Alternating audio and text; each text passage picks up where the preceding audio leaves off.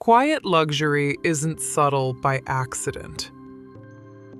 It's designed to be invisible. What looks like taste is actually power, a reaction to flashy brands and loud wealth. But that explanation is comfortable, and comfort usually hides something deeper. Quiet luxury didn't emerge from aesthetics. It emerged from saturation. When everyone can buy status, status stops working. And this is where the real cost begins. For decades, luxury relied on visibility. Logos, symbols, recognition. But once luxury became accessible, it lost its filtering power. Quiet luxury solves that problem. It removes the signal from the surface and places it in knowledge, access, and context. If you know, you know. If you don't, you're not supposed to. This isn't fashion. It's a sorting mechanism. The real cost of quiet luxury isn't money. It's exclusion. You can buy the clothes, but not the context. You can copy the look, but not the network. You can imitate the style, but not the access. Quiet luxury doesn't try to impress. It tries to disappear. Because true power doesn't need validation. And that changes who luxury is actually for. Quiet luxury benefits those who already belong, those who move through private spaces, private conversations, private rooms. For everyone else, it creates a moving target. The closer you get, the more invisible it becomes. This is why quiet luxury feels calm. It has nothing to prove.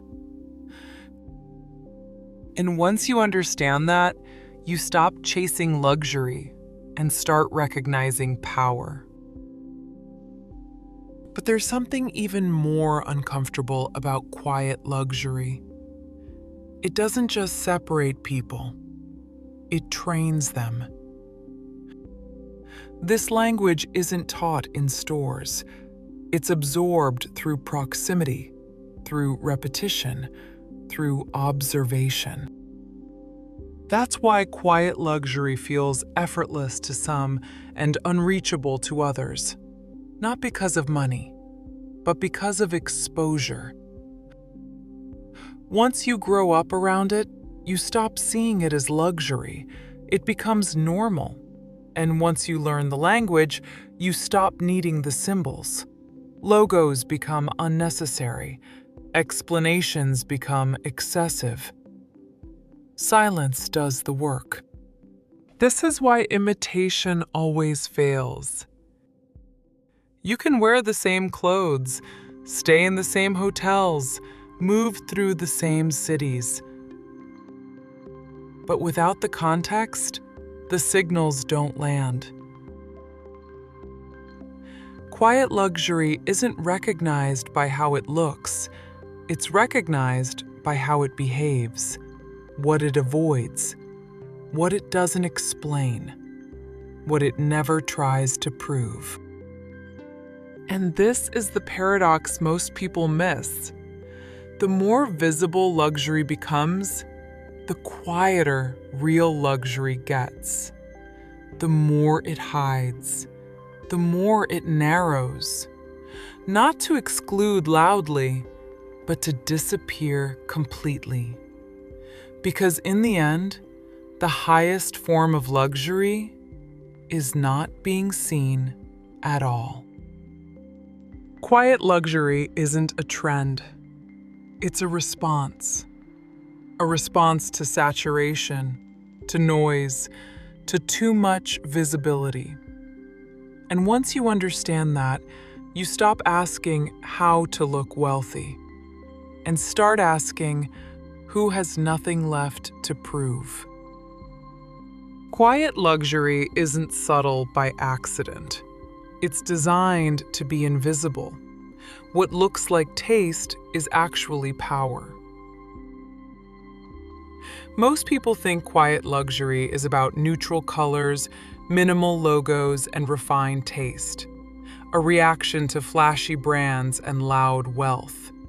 But that explanation is comfortable, and comfort usually hides something deeper. Quiet luxury isn't about beauty, it's about boundaries. It redraws the line between visibility and belonging, between consumption and access. Quiet luxury works because it's not intuitive, it's learned. The colors, the cuts, the silence, the way nothing asks for attention. Quiet luxury isn't a trend, it's a response to saturation, to noise, to too much visibility.